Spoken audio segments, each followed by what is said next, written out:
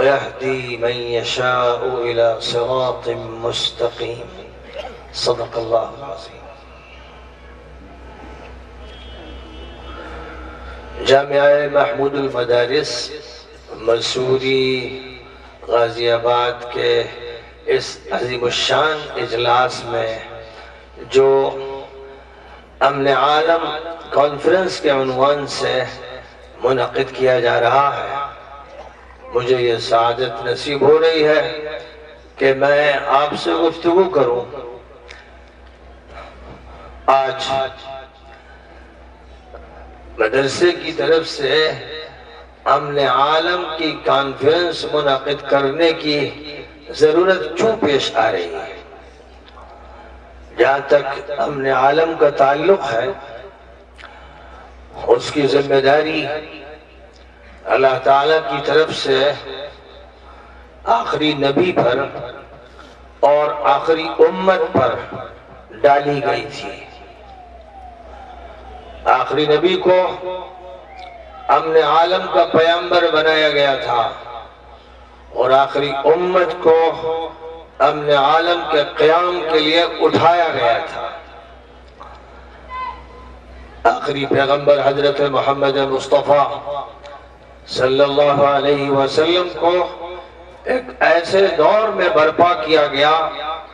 جو جاہلیت کا بدترین دور تھا، جس میں صرف جزیرۃ العرب کے علاقے میں ظلم اور استحصال نہیں ہو رہا تھا، بلکہ سب سے زیادہ ظلم رومن امپائر میں ہو رہا تھا، پرشین امپائر میں ہو رہا تھا، ایران میں ہو رہا تھا، یورپ میں ہو رہا تھا، دنیا کے تمام خطوں میں اس وقت ایک ایسا فساد برپا تھا جس پر نہ فلسفیوں کو قابو تھا، نہ مفکروں کو، نہ دانشوروں کو، نہ ادیبوں کو، نہ قلمکاروں کو۔ دنیا مایوسی کے خندق میں گرنے کے لیے تیار تھی۔ ایک ایسی صورتحال تھی جس کو قرآن پاک نے بیان کیا کہ ظہر الفساد فی البر والبحر بما کسبت ایدی الناس لیذیقہم بعض الذی عملوا لعلہم یرجعون۔ فرمایا گیا تھا کہ انسانوں کے کرتوتوں کے نتیجے میں خشکی اور تری پر کرپشن اور فساد پھیل گیا اور غالب آ گیا، اور اللہ انسانوں کو ان کے کرتوتوں کا مزہ چکھانا چاہتا ہے تاکہ پھر وہ حق کی طرف پلٹ کر آئیں، اپنے کیے کو بھگتے، اور انہوں نے جو کچھ غلط بویا ہے اسے کاٹ کر جب وہ محسوس کریں کہ ہم نے اپنے پیروں پر کلاڑی مار لی ہے، تو پھر وہ صدائے ربانی اور ندائے نبوی پر لبیک کہہ سکیں۔ ایک ایسے ماحول میں جب ہندوستان طبقاتی نظام کی چکی میں پیسا جا رہا تھا، اور جب مصر کی سرزمین پر فرعونیت برپا تھی، عراق اور سیریا میں کفر اور شرک اور مدہوشی کا عالم تھا، ایران شاہناموں کی دنیا میں گم تھا، اپنے ادب پر اس کو فخر تھا، لیکن کسروی حکومت عوام کا استحصال کر رہی تھی اور غلاموں کو کچل رہی تھی، اور عورتوں اور بچوں پورے جزیرۃ العرب کا مرکز تھا، اسے بھی شرک سے بھر دیا گیا تھا۔ سب جانتے ہیں کہ کعبہ مقدسہ میں 360 بت رکھ دیے گئے تھے، اور اس کے باہر بھی 360 بت تھے۔ جس کو توحید کا مرکز بنایا گیا اس کو شرک کا اڈا بنا کے چھوڑا تھا۔ انسانیت کے بگاڑ کی کوئی انتہا باقی نہیں رہ گئی تھی، اور یہ بگاڑ اعتقادی بھی تھا، معاشرتی بھی تھا، معاشی بھی تھا، سیاسی بھی تھا، سے نہیں تھے۔ ایسی صورتحال میں اللہ تعالیٰ نے آخری نبی حضرت محمد مصطفیٰ صلی اللہ علیہ وسلم کو اس لیے برپا کیا تھا کہ پورے نظام عالم کو تبدیل کر دیا جائے، امن عالم قائم کر دیا جائے، انسانیت کو انسانوں کے ظلم سے آزاد کر دیا جائے۔ انسان انسان کا پجاری نہ رہے، انسان دیویوں اور دیوتاؤں کی خرافات سے باہر نکل آئے، انسان ہر قسم کی زیادتی سے، ظلم سے اور بگاڑ سے اور فساد سے توبہ کرتے ہیں۔ سارے بندے اپنے مالک کی طرف رجوع کریں، اپنے خالق کو تسلیم کریں،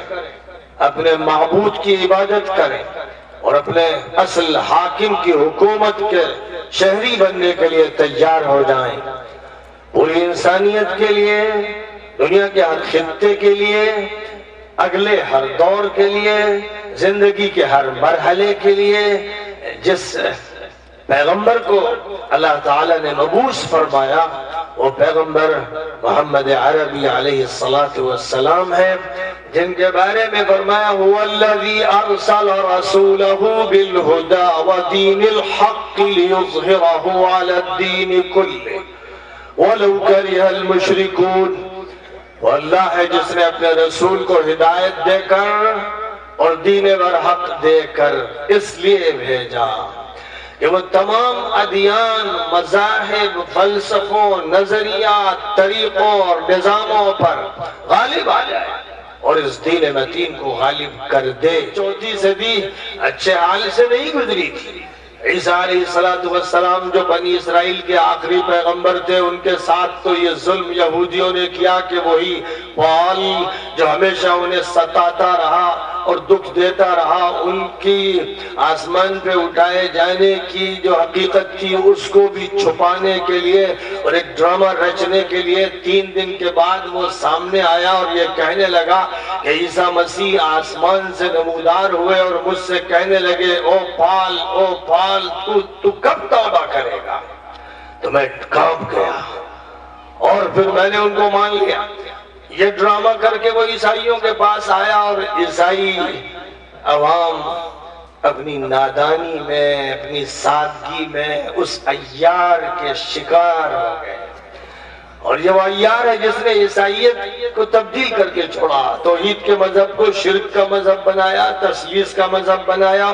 جو مذہب آیا تھا جزا و سزا کا قانون بتانے، اس میں فدیے کا ایک نیا قانون لوگوں کو سمجھا دیا کہ عیسیٰ مسیح صلیب پر چڑھا دیے گئے، اپنے تمام پیروکاروں کا فدیہ انہوں نے ادا کر دیا۔ اب اللہ تعالیٰ کسی کو نہیں پکڑے گا، جو عیسیٰ کو مانے گا اس کی بخشش کا فیصلہ ہے۔ اور صرف یہی نہیں کیا، اس مجرم نے عیسائیوں کے لیے سور کو حلال قرار دیا، شراب کو عام کیا، ایک طرف عقیدہ بگاڑا، دوسری طرف تہذیب تباہ کی، پورے سماج کو تباہ کر دیا۔ تو عیسائیت اپنی اصل شکل کو پہلے ہی مرحلے میں کھو بیٹھی۔ چھوٹے چھوٹے حلقے اور گروہ ایسے باقی رہ گئے جو حضرت عیسیٰ کو اللہ کا پیغمبر مانتے تھے اور اللہ کا بندہ مانتے تھے اور نبی برحق سمجھتے تھے، لیکن ان کی حیثیت ختم ہوتی ہی چلی گئی اور ان کے ہاتھ میں جو انجیل تھی وہ انجیل بھی ان کے ہاتھ سے گم ہوتی چلی گئی۔ یہاں تک کہ کہا جاتا ہے، تاریخ میں اس کا ذکر ہے کہ نائسیا کے مقام پر 325 عیسوی میں رومن امپائر کی طرف سے کانفرنس منعقد کی گئی اور اس کانفرنس میں پادری صاحبان 2000 انجیلیں لے کر حاضر ہوئے اور پھر حکومت کی طرف سے 4 انجیلوں کو پاس کیا گیا، بقیہ ساری انجیلوں کو ختم کر دیا گیا۔ جو انجیلیں صحیح تھیں اور ان کے صحیح نسخے لوگوں کے ہاتھوں میں تھے ان پر پابندی لگا دی گئی، اور جو انجیلیں غلط تھیں جن میں تثلیث کا عقیدہ تھا اور بگاڑ تھا ان کو منظوری دے دی گئی۔ وہی 4 انجیلیں آج تک یورپ میں چلی آ رہی ہیں، اور جہاں جہاں عیسائی ہیں انہی 4 انجیلوں کو مانتے ہیں۔ تو عیسائیت کا تو جنازہ نکال دیا تھا اور پہلے ہی دور میں نکال دیا۔ یہودیت کا جہاں تک تعلق ہے، قرآن پاک میں جا بجا اس کا ذکر کیا گیا کہ خود ان کے نبیوں نے ان پر لعنت برسائی۔ حضرت داؤد نے ان پر لعنت برسائی، حضرت عیسیٰ نے ان پر لعنت برسائی، اور اس کے بعد اور حضرت عیسیٰ سے پہلے حضرت زکریا اور حضرت حبقوق اور حضرت نحمیا اور حضرت یرمیا اور حضرت آموس، مختلف بنی اسرائیل کے انبیاء نے اسرائیلیوں کو ڈانٹا، پھٹکارا، ان کو ملعون قرار دیا۔ تو وہ قوم اتنی بگڑ گئی تھی کہ جب اللہ کی طرف سے یہ فرمایا گیا کہ یہ المغضوب علیہم ہے تو کسی کو کوئی اشکال نہیں ہوا. وہ مغضوب علیہم کی تصویر بنے ہوئے تھے کہ جن پر اللہ کا غضب بڑھا، غصہ برسا، لعنت نازل ہوئی، اور ان کو قرآن پاک میں کہیں ملعونین قرار دیا گیا، کہیں یہ کہ ان پر اللہ کا غصہ بڑھا، اور کہیں ان کے لیے سخت ترین الفاظ ایسے استعمال کیے گئے خدا نے ان کو بندر بنا دیا، وہ سوروں کی شکل اختیار کر گئے. یہ تاریخ ہے یہودیوں کی. تو جس قوم کا یہ حال ہوا کہ آخری نبی پاک علیہ السلام کی بعثت سے پہلے وہ مذہب تباہ ہو چکا تھا اور اس کی تہذیب تباہ ہو چکی تھی، اور اپنے اسلاف کو انہوں نے بدنما داغوں سے داغدار کر دیا تھا اور اپنی کتاب کو بھی محفوظ نہیں رکھا تھا. ایک طرف ان آسمانی مذاہب کا یہ حال تھا، اور جہاں تک وہ قومیں تھیں جن کے پاس کوئی آسمانی مذہب نہیں تھا تو ان کے بگاڑ کی تھی کوئی انتہائی نہیں تھی. وہاں تو صرف نفسانیت اور انانیت اور تکبر کی حکمرانی چل رہی تھی. اتنے سخت ترین ماحول میں جس میں ایمان والوں کو جھلسایا جا رہا تھا، آگ کے الاؤ میں پھینکا جا رہا تھا، یہاں تک نوبت آتی تھی کہ آروں سے ان کے سروں کو کاٹ کے پورے جسم کو 2 ٹکڑوں میں تقسیم کر دیا جاتا تھا، لوہے کی کنگھیوں سے ان کی کھالوں کو ادھیڑ دیا جاتا تھا. یہ سارے واقعات گزر چکے تھے. حضور صلی اللہ علیہ وسلم نے اپنی احادیث میں ان کا تذکرہ فرمایا ہے، اور قرآن پاک کی سورۃ البروج میں الاخدود والوں کا تذکرہ ہے جنہوں نے بڑے بڑے گڑھے کھودے تھے اور لکڑیاں اس میں ڈالی اور تیل چھڑکا اور آگ کے الاؤ کو خوب بھڑکا کر پھر انہوں نے ایمان والوں کو جو عیسائی تھے، یہودیوں نے عیسائیوں کو پکڑ کے اس آگ کے الاؤ میں جھونکا تھا. دنیا ظلم سے بھر گئی تھی، اور جب دنیا ظلم سے بھری تھی اور مکہ مکرمہ میں بھی غلاموں پر ظلم ہو رہا تھا، عورتوں پر ہو رہا تھا، بچوں پر ہو رہا تھا، مسافروں پر ہو رہا تھا، پردیسیوں پر ہو رہا تھا، جب یہ ظلم ہو رہا تھا اور عیاشی اور شراب نوشی اور جوا اور سٹے بازی کا ماحول تھا اور کوئی روکنے والا نہیں تھا، اس وقت اللہ تعالیٰ نے غار حرا میں جبرائیل امین کو حضرت محمد صلی اللہ علیہ وسلم کے پاس بھیجا.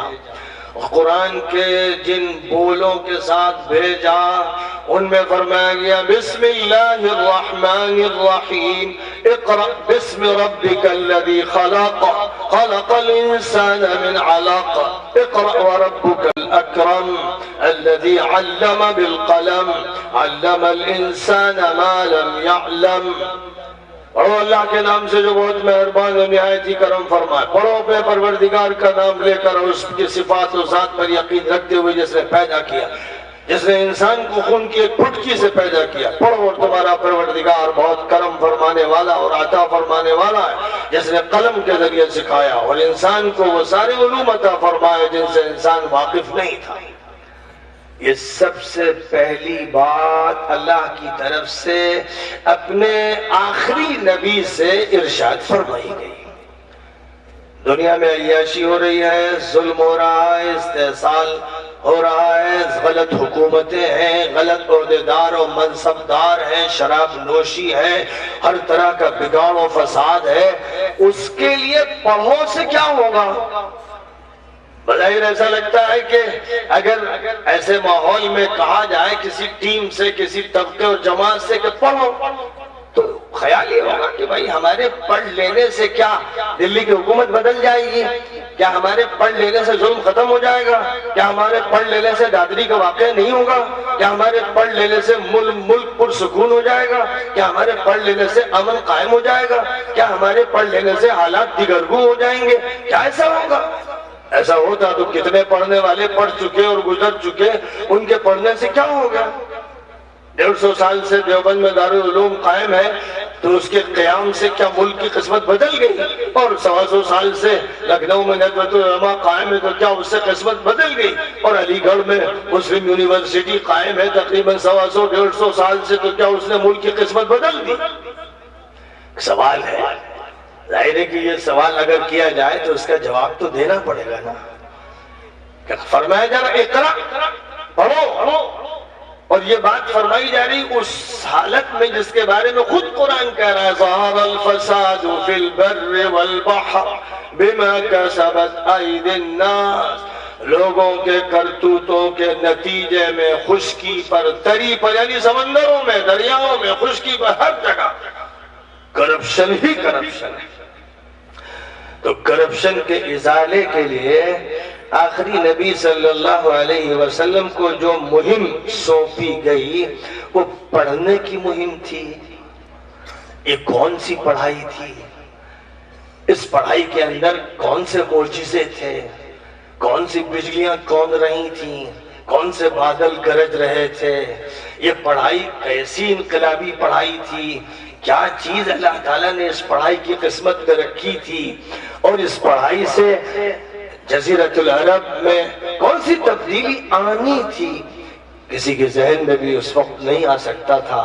آخری نبی حضرت محمد مصطفیٰ صلی اللہ علیہ وسلم کو تو خود حال یہ تھا کہ جب پہلی وحی آئی تو آپ کانپ گئے، تھر تھرا گئے، دل لرز گیا، پسینے سے شرابور ہو گئے۔ گھر آ کر آرام فرمایا، پھر حضرت خدیجہ رضی اللہ تعالیٰ عنہ سے اپنی وحی کا واقعہ جب سنایا تو فرمایا مجھے تو اپنے بارے میں ڈر لگ رہا ہے،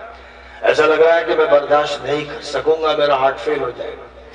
یہ کیفیت تو خود آپ پر طاری تھی۔ اور جب حضرت خدیجہ ورقہ ابن نوفل کے پاس لے گئیں جو سریانی اور عبرانی زبان سے واقف تھے، بائبل کے پڑھنے والے تھے، تورات کا مطالعہ کرتے تھے اور درس دیتے تھے، انجیل کا مطالعہ کرتے تھے اور درس دیتے تھے، ایک چھوٹا سا حلقہ ان کے درس میں شریک ہوا کرتا تھا۔ وہ ایک اچھی سی محفل تھی، لیکن اس محفل سے مکہ مکرمہ میں کوئی تبدیلی نہیں آ رہی تھی۔ وہ بھی پڑھائی کی جگہ تھی، وہ بھی پڑھائی کی جگہ تھی، وہاں درس ہو رہا تھا، کلاس لگا ہوا تھا، سبق چل رہا تھا، آسمانی کتاب کا سبق ہو رہا تھا۔ جو سبق پڑھا رہا تھا اچھا نیک صالح انسان تھا، ابراہیم علیہ السلام کی ملت کے بقایا جات پر مضبوطی سے قائم تھا۔ اس معلم اور استاد میں کوئی بگاڑ نہیں تھا، اس کا نورانی درس ہوتا تھا۔ لیکن کیا وہ کافی نہیں تھا کہ اللہ تعالیٰ حضرت محمد صلی اللہ علیہ وسلم سے یہ کہتا کہ محمد دیکھو تمہاری رشتہ دار ہیں ورقہ ابن نوفل، ان کے یہاں ہماری کتابیں تورات اور انجیل پڑھائی جاتی ہے، اب تم ان کے یہاں سبق جوائن کر لو، داخلہ لے لو، اس مدرسے میں داخلہ لے لو۔ تو اس مدرسے میں داخلہ لے کر پہلے تورات کے بارے میں معلومات ہوتی، انجیل کے بارے میں ہوتی، ان کے ملفوظات سنتے، ان کی نصائح سے مستفید ہوتے، اور پھر جو باتیں اللہ نے تورات اور انجیل میں اپنے احکام کے سلسلے میں ارشاد فرمائی ہیں انہی باتوں کو لے کر مکہ مکرمہ میں اصلاح کا ایک پروگرام شروع ہو جاتا۔ لیکن اللہ کو یہ منظور نہیں ہوا، اللہ کو یہ منظور ہوا کہ غار حرا میں آپ کو اللہ کی طرف سے بواسطہ جبرائیل امین خطاب کیا جائے اور آپ سے کہا جائے پڑھو اپنے پروردگار کے نام سے جس نے پیدا کیا۔ اور جب یہ بتا دیا گیا کہ پڑھو اس مالک اور رب کے نام سے جو خالق ہے، جس نے سب کچھ بنایا اور پیدا کیا، انسان کو بھی پیدا کیا، حیوان کو بھی پیدا کیا، چرند و درند و پرند سبھی کو پیدا کیا، جمادات کو بھی کیا اور نباتات کو بھی کیا، معدنیات کو بھی پیدا کیا اور سماوات کو بھی پیدا کیا، فضاؤں کو بھی پیدا کیا، ستاروں سیاروں کو بھی پیدا کیا، جتنی بھی چیزیں اس دنیا میں ہیں سب کو پیدا کیا۔ اور جب سب کو پیدا کیا اور ہمارے لیے پیدا کیا،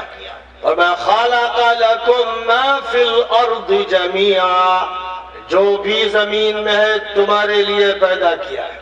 اللہ فرما رہا جو بھی زمین میں ہے اللہ نے تمہارے لیے، اے مسلمانوں، اے ایمان والوں، اے نبی کے امتیوں، اے اللہ کے بندوں، تمہارے لیے پیدا کیا ہے۔ اور جب تمہارے لیے پیدا کیا ہے تم اگر اس کو چھوڑ دو گے کہ یہ لادینوں کے لیے ہے، یہ ملحدوں کے لیے ہے، یہ کمیونسٹوں کے لیے ہے، یہ منکروں کے لیے ہے، یہ ظالموں کے لیے ہے، کنارہ کش ہو جاؤ گے اور کسی چھوٹی سی جگہ پر سمٹ کے بیٹھ جاؤ گے تو پھر اللہ تعالیٰ کی پہلے دن سے نافرمانی کرنا شروع کر دو گے۔ اس لیے اپنے عالم قائم کرنا تو دور کی بات ہے، کسی چھوٹے سے علاقے کا چارج لینے کی تمہارے اندر صلاحیت نہیں پیدا ہوگی۔ چھوٹے سے علاقے کا چارج نہیں لے سکتے، ایک تھانے کی پولیس کا کام نہیں کر سکتے، ایک نرسنگ ہوم اور ہاسپٹل کے ڈاکٹروں کا کام نہیں کر سکتے، ایک کورٹ کے وکیلوں کو اور ججوں کا کام نہیں کر سکتے، کسی مصرف کے نہیں،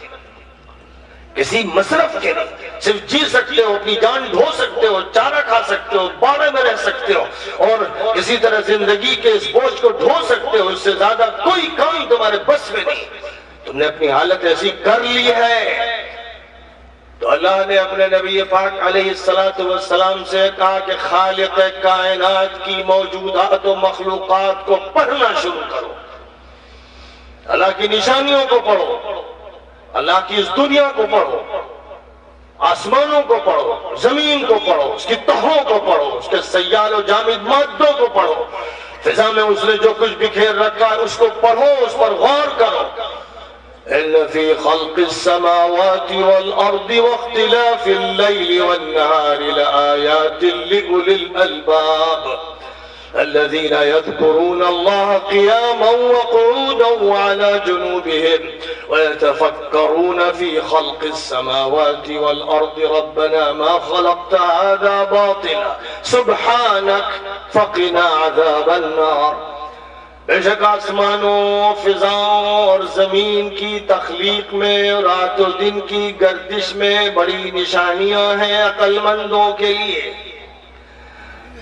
کون سے عقل مند؟ مسلمانوں میں کتنے عقل مند ہیں؟ انگلی پر گنے چنے جانے والے لوگ ہو گئے ہیں۔ آج تو دعویٰ یہ ہے کہ عقل مندی اب لادینوں کے ہاتھ میں ہے۔ عقل مندی اکیڈمیز سے ملتی ہے، لائبریریز سے ملتی ہے، ریسرچ سینٹر سے ملتی ہے، یونیورسٹیز سے ملتی ہے، کالجز سے ملتی ہے۔ اب جو عقل مندی مل رہی ہے وہ جن اداروں سے مل رہی ہے، وہ ادارے مسلمانوں کے پاس ہیں ہی نہیں۔ مسلمانوں کے پاس جو ادارے ہیں وہاں سے دینداری ملتی ہے، نماز ملتی ہے، روزہ ملتا ہے، طہارت ملتی ہے، زکوٰۃ ملتی ہے، وہاں یہ سب تو ملتا ہے، لیکن کیا عقل مندی بھی ملتی ہے؟ یہ بھی ایک سوال ہے۔ یہاں اللہ فرما رہا ہے کہ آسمانوں و زمین کی تخلیق میں اور رات و دن کی گردش میں بڑی بڑی نشانیاں ہیں عقل مندوں کے لیے، اور پھر عقل مندوں کا تعارف اس طرح کرایا جا رہا ہے کہ عقل مند وہ لوگ ہوتے ہیں جو کھڑے بیٹھے لیٹے ہر حالت میں اللہ کی یاد میں محو رہتے ہیں، اللہ کی یاد سے کسی لمحے وہ غافل ہو ہی نہیں سکتے۔ ان کی نگاہ جدھر اٹھ جائے وہ ذرے کو دیکھیں یا وہ ستارے کو دیکھیں یا پانی کو دیکھیں یا خشکی کو دیکھیں یا ہوا کو محسوس کریں، جس جگہ بھی وہ موجود ہو، جس منظر پر ان کی نگاہ پڑ جائے، جو کان میں کلمہ پڑ جائے، ہر جگہ خدا کے جلوے ہیں، خدا تعالیٰ کی قدرت کے مظاہر ہیں، اسی کی تخلیقات ہیں، جدھر دیکھتا ہوں بس اسی کو دیکھتا ہوں، تو اس سے غافل کیسے ہو جاؤں؟ ہو سکتا وَكَم مِّنْ آيَةٍ فِي السَّمَاوَاتِ وَالْأَرْضِ يَمُرُّونَ عَلَيْهَا وَهُمْ عَنْهَا مُعْرِضُونَ۔ فرمایا جا رہا ہے کتنی نشانیاں ہیں فضاؤں میں، آسمانوں میں، زمین میں، لوگ ان کے پاس سے گزرتے ہیں اور غور ہی نہیں کرتے، لاپرواہی برتتے ہیں، غافل رہتے ہیں۔ یہ لوگ عقل مند نہیں۔ عقل مند ہونے کے لیے شرط ہے کہ رات و دن، صبح و شام کھڑے بیٹھے لیٹے اللہ کی یاد اور اللہ کے ساتھ حضوری کی کیفیت ہو کہ خدا سے غفلت گناہ ہو۔ اگر غفلت ہو جائے تو استغفر اللہ استغفر اللہ۔ حضور صلی اللہ علیہ وسلم ہر وقت زبان سے ذکر نہیں کرتے تھے لیکن دل سے ہر وقت ذاکر رہتے تھے۔ عائشہ صدیقہ رضی اللہ تعالی عنہ کہتی ہے کان رسول اللہ صلی اللہ علیہ وسلم یذکر اللہ علی کل احیانہ۔ حضور صلی اللہ علیہ وسلم ہم وقت اللہ کا ذکر کرتے تھے، ہم وقت، اور تھوڑی دیر کے لیے ادب میں جو خاموشی اختیار کرنی پڑتی تھی یا ایک ایسی کیفیت میں وقت گزرتا تھا کہ ڈر لگتا تھا کہ سوچنے میں بھی بے ادبی نہ ہو جائے۔ یعنی بیت الخلا جب آپ جاتے تھے تو اس سے باہر نکل کر کہتے تھے غفرانک، اے اللہ تیری مغفرت چاہتا ہوں، اے اللہ تیری مغفرت چاہتا ہوں۔ یہ مغفرت جو طلب کی جاتی تھی کہ ذکر کا اضطراری وقت جو ایسا نکل گیا اس پر بھی مغفرت طلب کی جا رہی ہے۔ اور اللہ تعالیٰ کے انعامات پر شکر جتنا ادا ہونا چاہیے، نبی کو یہ احساس ہمیشہ رہتا تھا کہ وہ ہم سے ادا نہیں ہوتا تو بھی اللہ تعالیٰ سے مغفرت کے طلبگار ہوتے تھے۔ تو رسول اکرم صلی اللہ علیہ وسلم سے جب یہ فرمایا گیا، پوری دنیا جاہلیت کا دور گزار رہی تھی، ہر طرف فساد تھا، جہل تھا اور ذاتیہ تھی، اس وقت اللہ کہہ رہا تھا اقرأ بسم ربک الذی خلق، پڑھو اپنے پروردگار کے نام سے جس نے پیدا کیا۔ تو یہ کون سی پڑھائی تھی؟ یہ بڑی انقلاب انگیز پڑھائی تھی۔ یہ وہ پڑھائی تھی جس کا پہلا مدرسہ صفا اور مروہ جو پہاڑیاں ہیں، ان میں مروہ پہاڑی کے پیچھے حضرت ارقم کا چھپا ہوا گھر تھا۔ پہلا مدرسہ جو قائم کیا گیا وہ حضرت ارقم کے گھر میں قائم کیا گیا، کیونکہ وہ سب سے زیادہ گلی میں محفوظ جگہ پر تھا کہ اس پر نگاہ نہیں پڑتی تھی کون آیا کون گیا، اور وہ دور تھا رازدارانہ تعلیم کا۔ جو تعلیم شروع کی جا رہی تھی وہ کھلے بندوں نہیں، اس کہیں صحن میں نہیں ہو رہی تھی، وہ تعلیم کہیں نمایاں جگہ پہ نہیں ہو رہی تھی، ڈھنڈورا اس کا نہیں پیٹا جا رہا تھا، کوئی بھی ایڈورٹائزمنٹ نہیں ہو رہا تھا۔ یہ مرحلہ چونکہ انقلابی تعلیم کا شروع ہونا تھا، اگر ویسی تعلیم ہوتی جیسے ورقہ ابن نوفل اپنے گھر میں درس دے رہے تھے، آپ آج کہیے درس قرآن، فلاں مسجد میں درس قرآن، فلاں مسجد میں درس قرآن، مدرسے میں درس قرآن اور درس حدیث، یہ سب درس ہو رہے ہیں۔ ورقہ ابن نوفل کا درس اس دور کے لیے ویسے ہی تھے، یہ مولویانہ دروس چل رہے تھے، حافظ جی کی قرات چل رہی تھی، اور جو بھی عبادت کسی سے بنتی تھی وہ عبادت ہو رہی تھی۔ لیکن اللہ تعالیٰ کی مرضی یہ تھی کہ اس پر قناعت سے کام نہیں چلنے والا ہے۔ اب جو نظام تعلیم دیا جانے والا ہے، پہلے سیکریسی کے ساتھ خفیہ مکان میں اس کی تعلیم ہوگی، اس کی تربیت دی جائے گی، افراد تیار کیے جائیں گے، پھر ایک مرحلے سے گزارنے کے بعد اس کا اعلان ہوگا، ڈھنڈورا پیٹ دیا جائے گا، پھر اس کے بعد اس تعلیم کو اوپن تعلیم کا ایسا نظام بنا دیا جائے گا کہ کوئی گھر، کوئی کوچہ، کوئی گلی، کوئی بازار، کوئی تھیٹر، کوئی مجمع، کوئی پہاڑی، کوئی مجمع کی جگہ باقی نہ رہنے پائے جہاں تک اس مدرسے کی آواز نہ پہنچ جائے، پیغام نہ پہنچ جائے۔ تو 3 سال تک دار ارقم میں تعلیم و تربیت کا انتظام چلتا رہا۔ یہ وہ تعلیم تھی جو اللہ کی آخری کتاب کی تھی، یہ وہ تعلیم تھی جو آخری نبوت کی تھی، یہ وہ تعلیم تھی جس کا تعلق آسمان سے تھا، یہ وہ تعلیم تھی جس کا تعلق لوح و کرسی اور عرش سے تھا، یہ وہ تعلیم تھی جس کے فیصلے ملک الملوک کر رہا تھا، یہ وہ تعلیم تھی جس کا سبق احکم الحاکمین پڑھا رہا تھا، یہ وہ تعلیم تھی جس نے آسمان سے علم کی ایک بارش کر رکھی تھی، یہ وہ تعلیم تھی جو خفیہ طور پر دی جا رہی تھی۔ 3 سال کے بعد اللہ تعالیٰ کی طرف سے فیصلہ ہوا کہ اب اس تعلیم کو عام کر دینا۔ یہ جو محدود پیمانے پر ایک کمرے میں ہو رہی تھی، اب اسے عام کر دینا، اور عام کرنے کے لیے صرف یہ نہیں ہوگا کہ مدرسہ محمود المدارس میں داخلے شروع ہو گئے ہیں، طلباء کرام جلد تشریف لائیں، فلاں تاریخ تک داخلے لے لیں،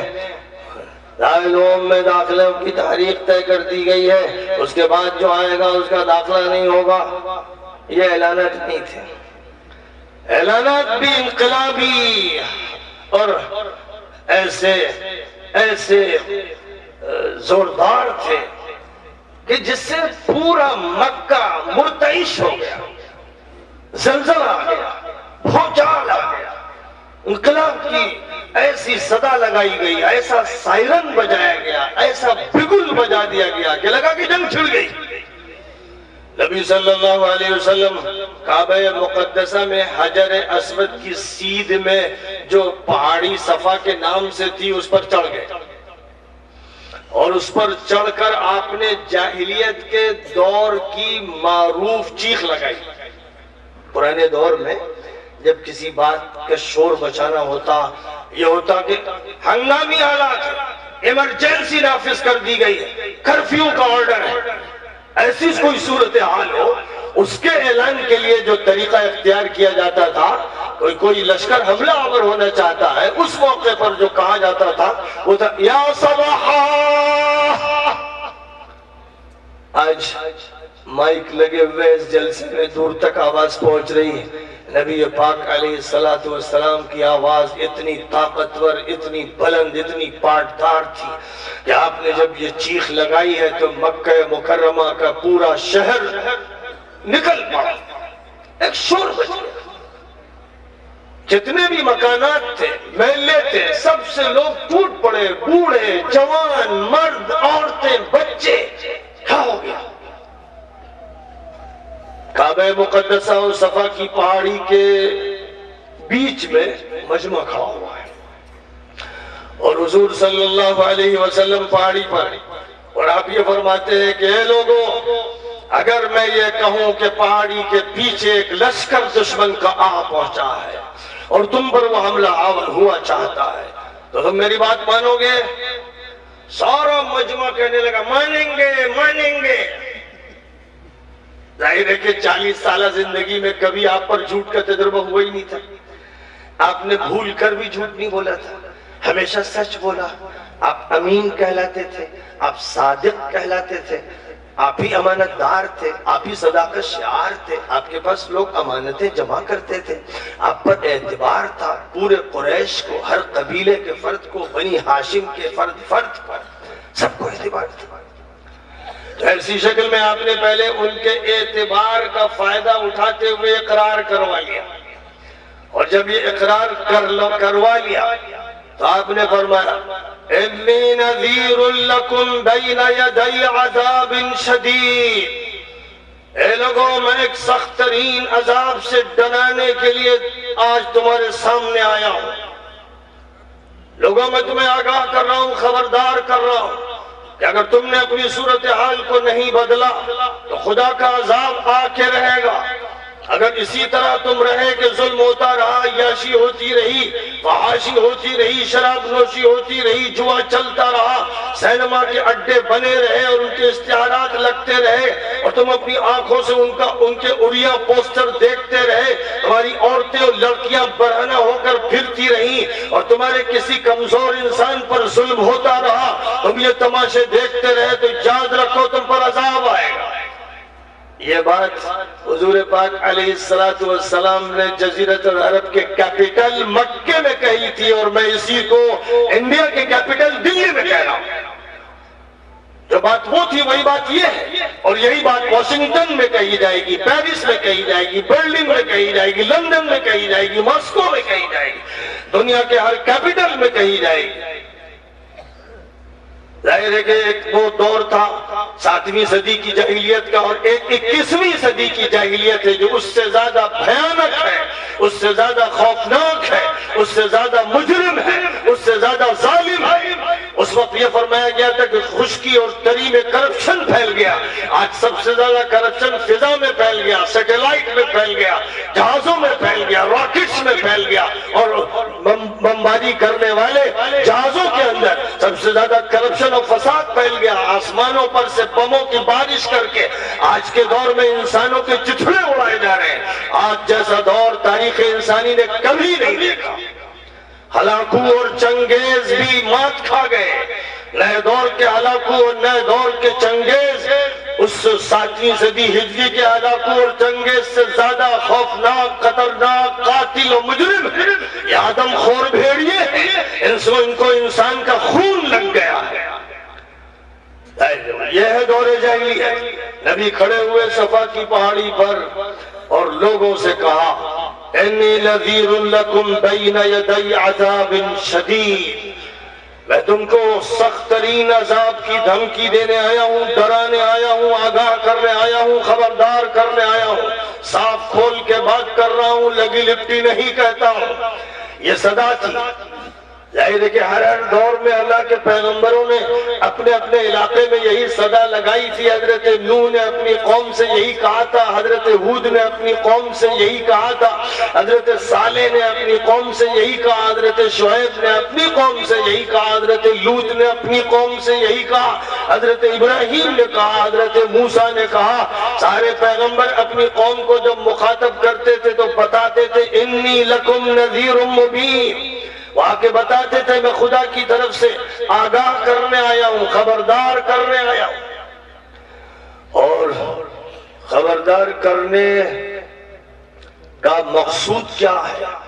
تبدیلی کیا لانی ہے؟ اگر یہ سوال ہوتا، ابھی تو ظاہر ہے کہ بات آپ کی چل ہی رہی تھی، ابھی کوئی سوال مجمع کی طرف سے نہیں ہو رہا تھا، مجمع دم بخود تھا، حیران لوگ سکتے میں تھے کہ کیا کہنا چاہتے ہیں، ابھی تک بات نہیں آئی تھی۔ پیچھے لشکر ہے، ہو سکتا ہے وہ تم پر حملہ آور ہوا چاہتا ہے، مانو گے؟ مانیں گے۔ میں تمہیں ڈرا رہا ہوں ایک عذاب سے، یہ بھی بات ابھی مجمل تھی۔ اب اس کے بعد یا ایھا الناس قولوا لا الہ الا اللہ تفلحوا، اے لوگوں اس کا اقرار کرو، اعتراف کرو، مانو، زبان سے کہو، دل میں رکھو، دماغ میں بٹھاؤ کہ اللہ کے علاوہ کوئی مالک نہیں، معبود نہیں، حاکم نہیں، قانون ساز نہیں، کسی کے ہاتھ میں شفا نہیں، موت نہیں، حیات نہیں، کوئی بھی نہیں جو طاقت والا ہو، متصرف ہو، صرف اللہ ہے۔ اس کو مانو گے تو کامیاب ہو گے۔ یہ تھا نقطہ، یہ وہ نقطہ تھا جس سے کیپٹل کا پورا نظام سیادت ٹکرا رہا تھا۔ دارالخلافت جو جزیرۃ العرب کا تھا، جہاں قریش کے افراد، پروہت، پجاری، پنڈت، سوامی، جاگیردار، اجارہ دار بنے بیٹھے تھے، اور انہوں نے اپنے اپنے معبد اور بت خانے سجا رکھے تھے، اور ایشور کو بھلا دیا تھا، اور اس کے پیغام کو فراموش کر دیا تھا، اور اس کے میسنجر اور پروفٹ کو تسلیم کرنے کے لیے ابھی تیار نہیں تھے، اپنی اسی جاہلیت کے دلدل میں رہنا چاہتے تھے جن کا یہ حال تھا۔ بات ان کے سامنے جب یہ کہی گئی لا الہ الا اللہ، تو اس کا مطلب یہ تھا کہ سیادت اور قیادت اور منصب اور عہدے اور ان کے پورے نظام کا انکار کرنا پڑے گا، اور وہ نظام اختیار کرنا پڑے گا جس کا تعلق اللہ سے ہے، ایشور سے ہے، مالک سے ہے، لارڈ آف دی ورلڈ سے ہے، گاڈ سے ہے۔ عیسائی اگر گاڈ کہتے ہیں، لارڈ کہتے ہیں، ہندو پرمیشور کہتے ہیں، ایشور کہتے ہیں، مسلمان اللہ کہتے ہیں، بہرحال وہ ایک ہستی ہے، وہ خالق کائنات ہے، معاملہ اس سے متعلق ہے، عبادت اس کی ہوگی، پوجا اس کی ہوگی، اس کے نام پر جو عمل بھی ہوگا اس اختیار کیا جائے گا، اس کے گھر کے پھیرے لگائے جائیں گے، اسی سے دعا مانگی جائے گی، یہ مانا جائے گا کہ سب کچھ اس کے ہاتھ میں ہے، یہ تمہیں تسلیم کرنا پڑے گا۔ جب یہ تسلیم کر لو گے تو اگلی بات ہوگی کہ اس کا فرمان کیا ہے، اس کا پیغام کیا ہے، وہ ہم سے کیا چاہتا ہے۔ یہ ساری باتیں بات کی۔ پہلا مرحلہ یہ ہے، آج مسلمان،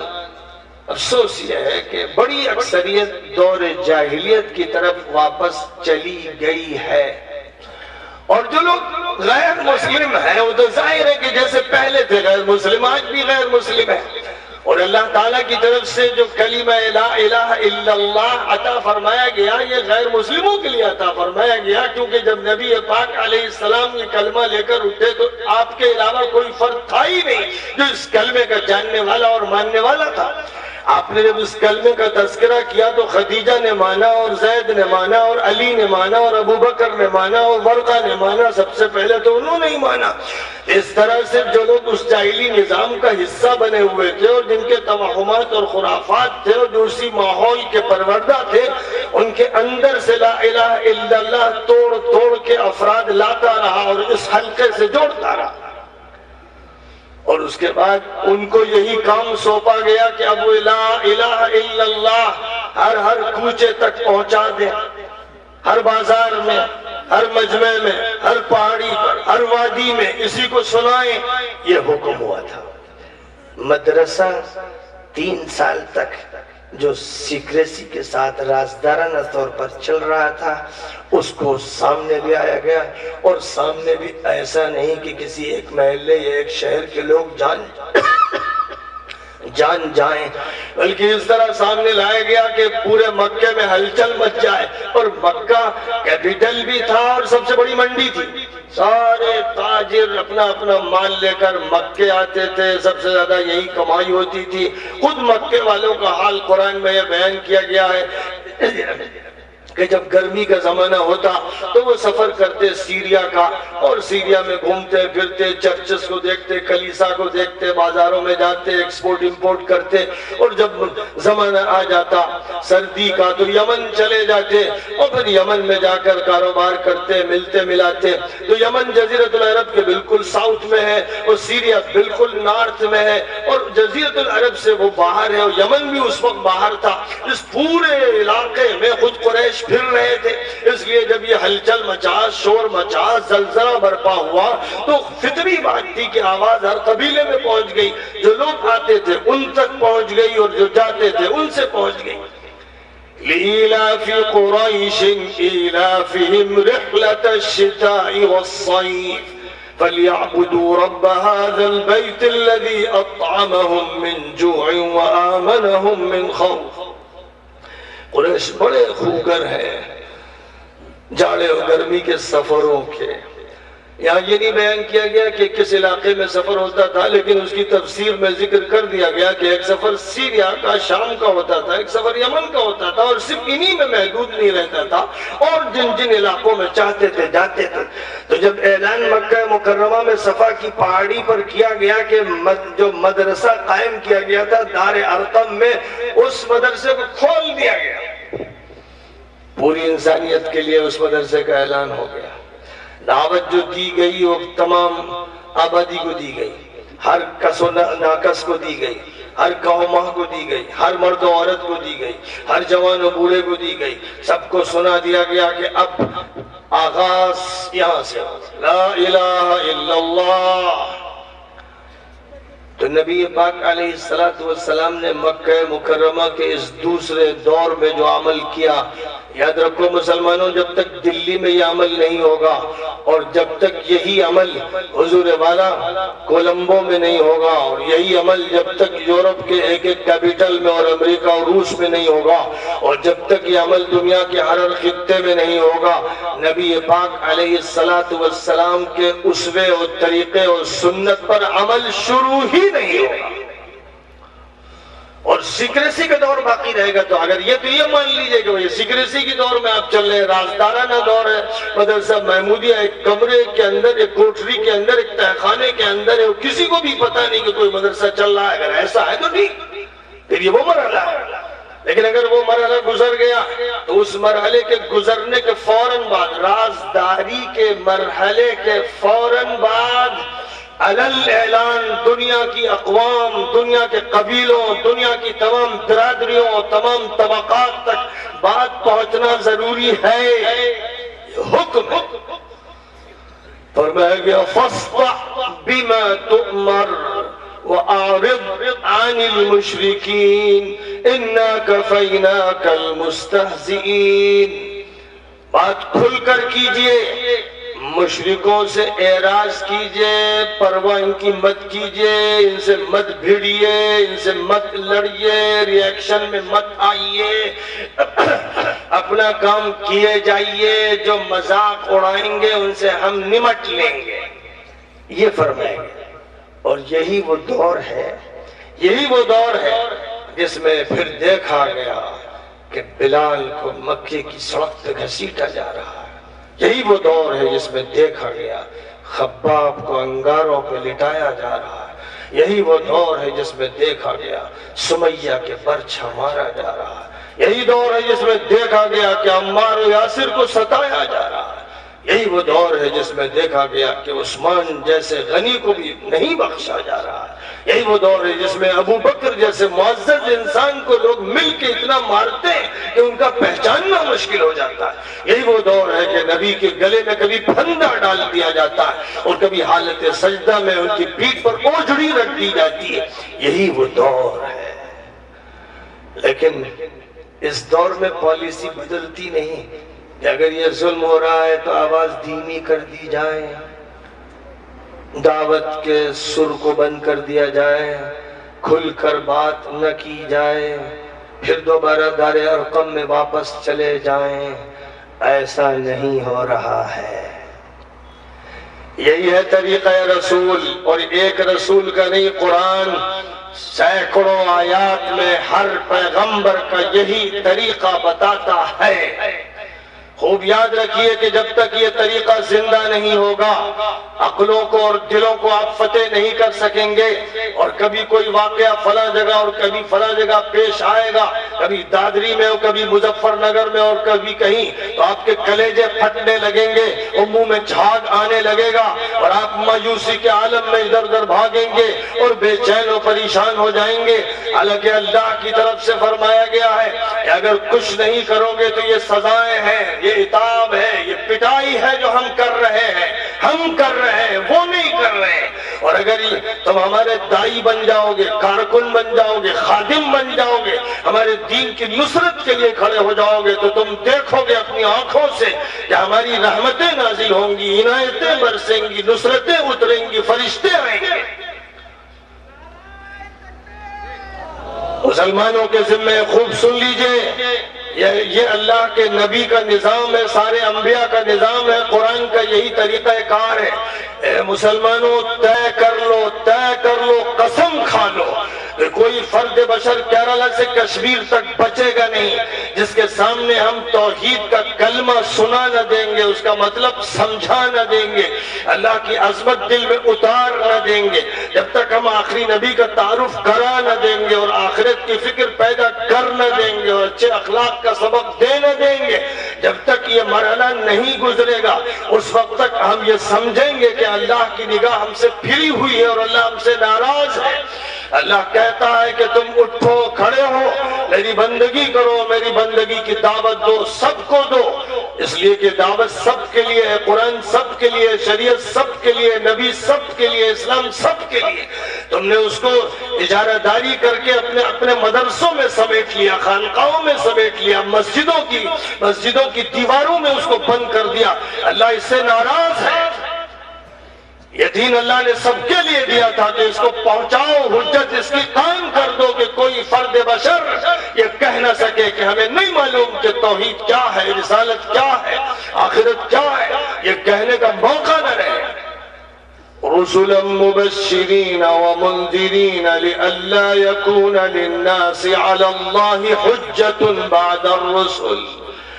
رسولوں کو بھیجا کہ خوشخبری دو ماننے والوں کو، نہ ماننے والوں کو ڈرا دو، تاکہ لوگوں کے پاس اللہ کے خلاف کوئی حجت و دلیل باقی نہ رہنے پائے، تاکہ کوئی فرد بھی ہمارے خلاف مقدمہ دائر نہ کر سکے قیامت میں کہ اللہ یہ مدرسے کے لوگ، مسجد کے لوگ ہمارے پڑوس میں رہتے تھے، ہم انہی کے پڑوس میں تھے اور ہماری دکان سے گھی لے جاتے تھے اور ہماری دکان سے یہ دوائیں لے جاتے تھے اور جناب والا دہی لے جاتے تھے، چاول لے جاتے تھے، ہم نے ان کی دکان انہی کے مدرسے کے قریب، مسجد کے قریب، خانقاہ کے قریب کھول رکھی تھی، کبھی بھی تو انہوں نے نہیں آپ کا تعارف کرایا۔ اے اللہ، آپ کا تعارف انہوں نے نہیں کرایا، انہوں نے بھاؤ تاؤ کیا، لین دین کیا، پیسے دیے، چیزیں لی، ہم سے یہ کہا کہ کم میں دے دو، پیسہ کم کر دو، یہ سب کہا۔ یہ نہیں کہا کہ اللہ رب العالمین، یہ نہیں کہا کہ وہی الرحمن الرحیم، یہ نہیں کہا کہ وہی غفار و ستار، یہ نہیں کہا کہ وہی ملک الملوک ہے۔ بادشاہ اوباما نہیں، پوتن نہیں، مودی نہیں، اللہ ہے۔ یہ سب مجازی گڈے گڑیے ہیں جو آج ہے کہ نہیں رہیں گے، کسی کو بقا نہیں۔ کل من علیہا فان، جو بھی ہے دھرتی پر اس کو مٹ جانا ہے۔ وَيَبْقَى وَجْهُ رَبِّكَ ذُو الْجَلَالِ وَالْإِكْرَامِ، ذو الجلال والاکرام ذات باری تعالی ہی کو صرف بقا ہے۔ یہ عقیدہ تمہارے دلوں میں کہاں چلا گیا؟ تمہاری آنکھ بجھ گئی، تمہارے سینوں میں راگ کا ڈھیر ہے، تمہاری زبانیں گونگی ہو گئی، تمہاری آنکھیں پتھرا گئی، تمہارے کلیجے پھک گئے، تمہاری زبان پر کلمہ لا الہ الا اللہ ہوتا اور تم اس کی دعوت ہندی میں، سنسکرت میں، انگریزی میں، ملیالم میں، کنڑ میں، گجراتی میں، بنگالی میں دے رہے ہوتے اور صحابہ کرام کی طرح صدا لگا رہے ہوتے اور انبیاء کی طرح پکار رہے ہوتے، تو نصرت الہی پکار کر تم سے کہتی ان تنصروا اللہ ینصرکم ویثبت اقدامکم، تم اللہ کے دین کی مدد کرو گے، اللہ تمہاری مدد کرے گا، وعدہ ہے۔ اِنَّا لَنَنْصُرُ رُسُلَنَا وَالَّذِينَ آمَنُوا فِي الْحَيَاةِ الدُّنْيَا وَيَوْمَ يَقُومُ الْأَشْهَادُ، ہم اپنے رسولوں کی مدد کرتے رہے اور ایمان والوں کی مدد بھی کرتے رہے اور کرتے رہیں گے، دنیا میں بھی اور آخرت میں بھی۔ اہل مدد دنیا میں ملے گی۔ اللہ کا اعلان ہے، الا ان حزب اللہ هم المفلحون۔ لوگوں کان کھول کر سن لو کہ اللہ کی پارٹی ہی کامیاب ہوگی۔ کہاں ہے اللہ کی پارٹی؟ اللہ کی پارٹی کہاں ہے؟ اے مسلمانوں، تم نے ملحدوں کو، منکروں کو، عیاشوں کو، خبیث الفطرت انسانوں کو اپنا آقا بنایا، اپنا سردار بنایا، تم نے ان کو اپنا بڑا بنایا۔ خدا کی نگاہیں تم سے پھر گئی، خدا تم سے ناراض ہے، غضبناک ہے۔ اس نے کہا تھا لا الہ الا اللہ، اس نے کہا تھا ان الحکم الا للہ، کہا تھا امر اللہ تعبدوا الا ایاہ، کہا تھا ثم جعلناک علی شریعۃ من الامر فاتبعها، تم سے یہ کہا تھا حاکم میں ہوں، مالک میں ہوں، معبود میں ہوں، قانون ساز میں ہوں۔ تم نے کہا کہ پارلیمنٹ قانون ساز ہے، اسمبلی قانون ساز ہے۔ تم نے کہا کہ وہ گھس خودہ لیڈر تمہارا لیڈر ہے۔ تم نے کہا کہ وہ ملحد و دہریہ تمہارا آقا و مالک ہے۔ تم نے یہ کہا، تمہارے عمل نے کہا، اس لیے خدا تم سے ناراض ہے۔ یاد رکھو انی نذیر لکم بین یدی عذاب شدید، میں نبی کا ایک غلام اور امتی تم سے کہہ رہا ہوں کہ ابھی تو کچھ دیکھا نہیں، ابھی تو عذاب الہی کے کوڑے برسائے جائیں گے اگر تم اٹھے نہیں اور الا ان حزب اللہ هم المفلحون کی صدا نہیں سنی، اور انا لننصر رسلنا والذین آمنوا کی صدا تم نے نہیں سنی، وان جندنا لهم الغالبون کی صدا اگر نہیں سنی، اور اللہ کے وعدے نہیں سنے، انا کفیناک المستہزئین اگر نہیں سنا، تو پھر سن لو کہ ہر چیز تمہیں سنائی جائے گی اور کلام الہی سے تمہارے کان محروم ہو جائیں گے۔ چند بچوں کا کام نہیں ہے کہ وہ قرآن مدرسے میں پڑھ لیں اور بقیہ مستیاں کرتے رہیں، دکانیں چلائیں، کاروبار چلائیں، فلمیں دیکھیں، آنکھوں کو گندا کریں، حرام کھائیں، سود کھائیں، جو سٹے میں لگے، ہر طرح کی بدماشی اور عیاشی کریں اور پھر مسلمان ہیں۔ عید کی نماز اور بقرعید کی نماز اور کوئی جمعے کی نماز پڑھ کر دعویٰ کرے کہ وہ مسلمان ہے۔ مسلمان وہ ہے جس نے اپنے کو، اپنی خواہش کو، اپنے فکر کو، اپنے نظریے کو، رسم کو، رواج کو، اپنی ہر چیز کو اللہ کے لیے قربان کر دیا۔ مسلمان وہ ہے۔ قل ان صلاتي ونسكي ومحياي ومماتي لله رب العالمين لا شريك له وبذلك امرت وانا اول المسلمين۔ کہہ دو کہ میری نماز، میری قربانی، میری زندگی، میری موت صرف اللہ کے لیے، اس کا کوئی شریک اور ساجی نہیں، مجھے اسی کا حکم دیا گیا۔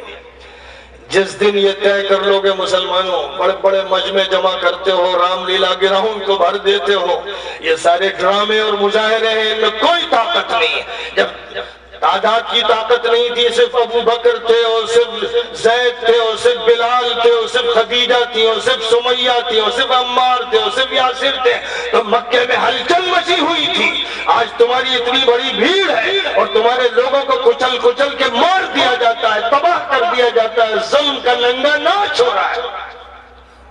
وجہ اس کی صرف یہی ہے کہ کام چھوڑ دیا گیا ہے۔ جس دن کام اختیار کر لیا جائے گا، اس دن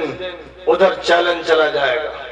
چیلنج ہمارے پالے میں ڈالا گیا ہے، ہم اس چیلنج کو ان کے پالے میں ڈال دیں گے۔ تمہارا عقیدہ غلط ہے، فکر غلط ہے، نظام غلط ہے، معاشیات غلط ہے، سماجیات غلط ہے، تعلیم غلط ہے، تربیت غلط ہے، پورا سسٹم شیطانی ہے، ابلیسی ہے۔ ہم تم کو ایک اللہ کی طرف دعوت دیتے ہیں، ہم ایشور کی طرف بلاتے ہیں، ہم صحیح معنی میں گیتا اور ویدوں کی تمہیں دعوت دیتے ہیں۔ ہم یہ کہتے ہیں کہ ویدوں میں توحید کا سبق ہے اور گیتا میں اس کے گیت ہے۔ اے قوم تو کہاں جا رہی ہے؟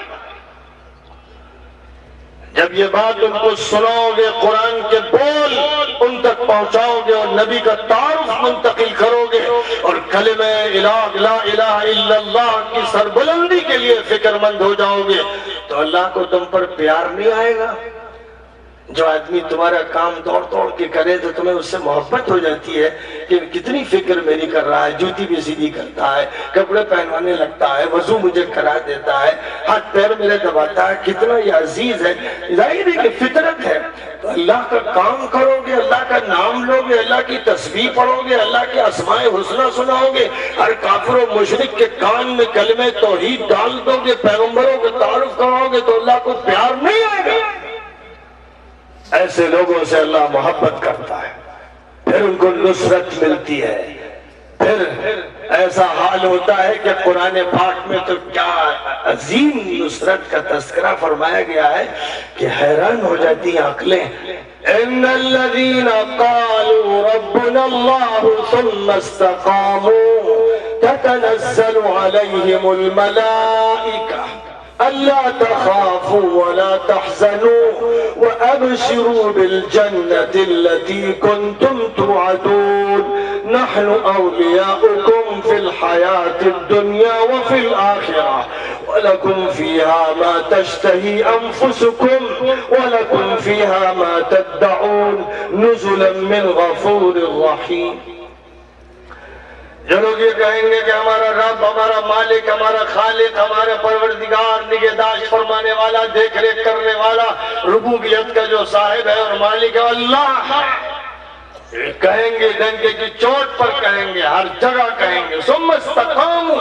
اور اسی پر جم جائیں گے، ڈٹ جائیں گے، کسی کو رزاق نہیں مانیں گے، کسی کو ممیت اور محیی نہیں مانیں گے، کسی کو نافع اور ضار نہیں مانیں گے، کسی کو شافی نہیں مانیں گے، کسی کو بھی رحمان اور رحیم نہیں مانیں گے، کسی کو بھی قہار اور جبار نہیں مانیں گے، کسی کو بھی حاکم اور مشرع نہیں مانیں گے، صرف اللہ کو مانیں گے۔ جب ایسا کریں گے اور اس پر جمیں گے،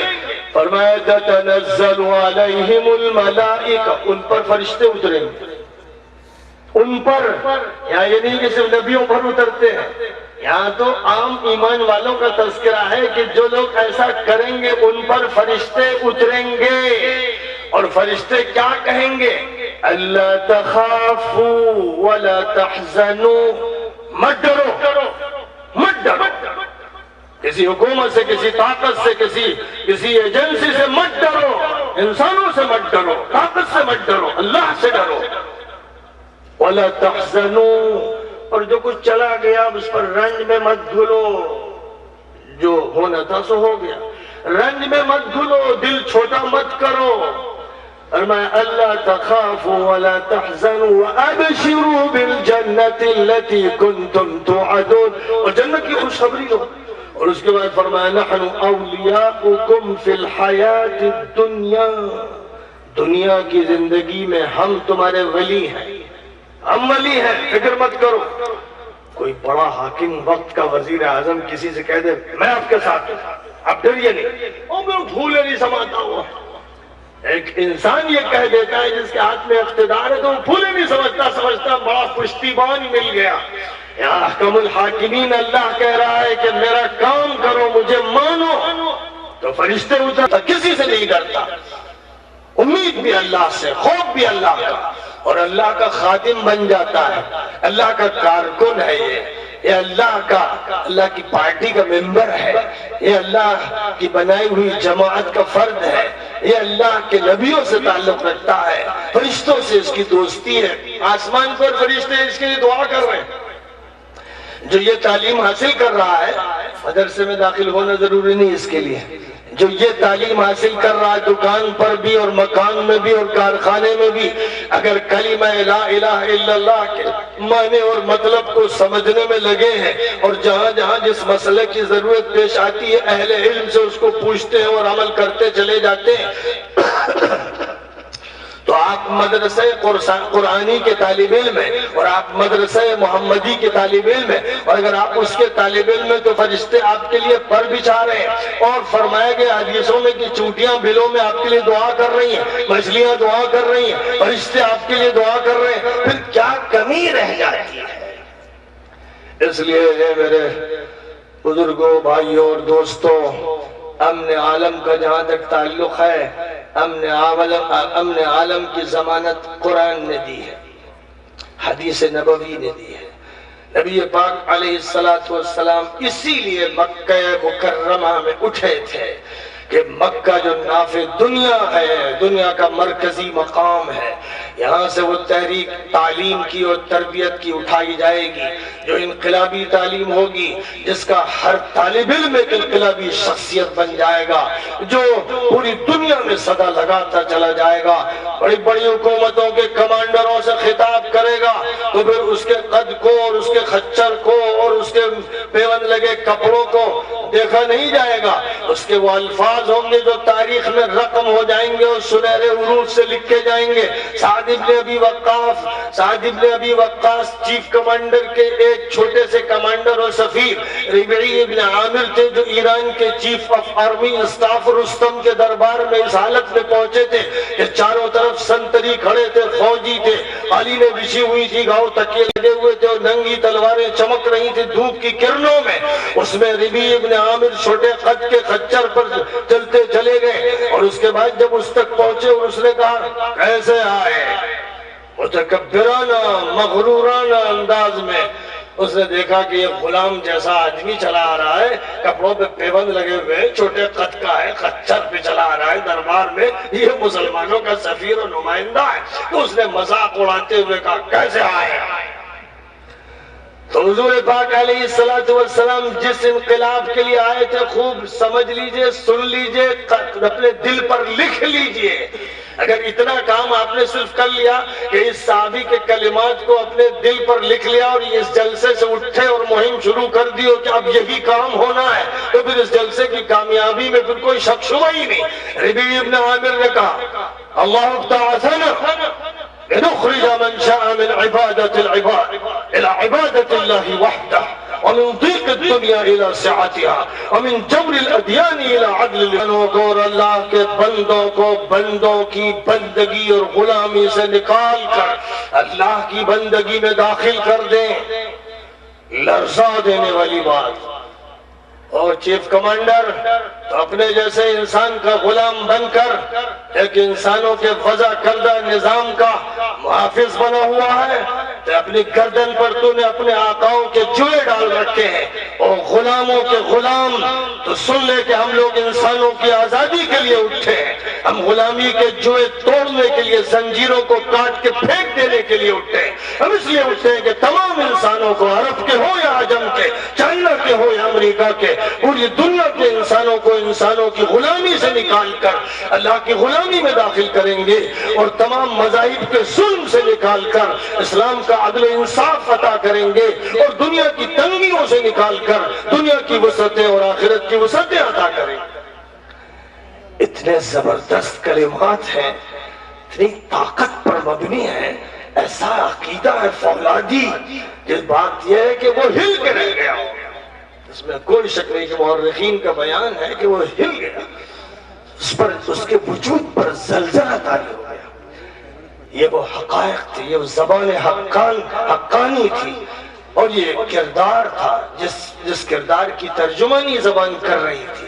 تو اس کے زبردست اثرات پڑے۔ پھر آپ سب جانتے ہی ہیں کہ کس طرح سعد ابن ابی وقاص کی فوجوں نے مارچ کرنا شروع کیا اور آگے بڑھتے چلے گئے۔ پہلے تو دریا میں گھوڑے ڈال دیے کہ یہ دین پھیلنے کے لیے آیا ہے، بڑھنے کے لیے آیا ہے، اللہ اس کو ڈبو نہیں دے گا۔ سلمان فارسی سے سعد ابن ابی وقاص نے پوچھا کہ کیا کہتے ہیں، کشتیاں ہیں نہیں، کیسے ہم لوگ دریا پار کریں؟ تو حضرت سلمان کا جواب بھی بڑا عجیب تھا، کہنے لگے یہ دین ابھی تازہ ہے، اسے دنیا میں چار دانگ عالم میں پھیلنا ہے، اللہ اس کا محافظ ہے، ڈول ڈال دیجئے گھوڑے، اللہ پار کرائے گا۔ یہ بات حضرت سلمان فارسی نے اپنے ایمان و یقین کی بنیاد پر کہی کہ یہ دین جو پھیلنے کے لیے آیا ہے کوئی اس کو سمیٹ نہیں سکتا۔ تم ہی سمٹتے ہو میاں، تم ہی سکوتے ہو، تم ہی اپنے کو غلام بناتے ہو، اور جب فیصلہ کر لو کہ تمام غلاموں کو غلامی سے نکالنا ہے تو کون ہے جو تمہیں روز سزا دے سکتے ہیں، ظلم کر سکتے ہیں، لیکن تمہارے پیغام کو روکنے کی کسی میں طاقت نہیں۔ یہ اللہ نے اپنے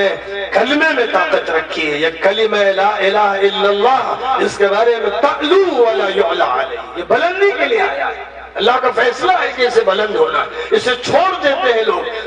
تباہی مچتی ہے۔ تباہی بغداد میں جو مچی تھی 7ویں صدی ہجری میں، جب ہلاکو اور چنگیز کا حملہ ہوا تھا تو معاشرہ تباہ ہو گیا تھا، اس کی سزا ملی تھی۔ اور ہندوستان میں مسلمانوں نے جب لال قلعے میں کبوتر اڑایا، بٹیرے لڑائی اور عیاشیاں کی اور حرم سراؤں کی بھیڑ لگائی، تب انگریزوں کا عذاب مسلط ہوا تھا۔ اب جہاں بھی ہوا ہے، کہیں بھی اللہ نے کوئی ظلم نہیں کیا، یہ ہمارے کرتوتوں کا نتیجہ تھا جو پیش آتا رہا۔ آج بھی تم پھر کرتوتوں پہ تلے ہوئے ہو،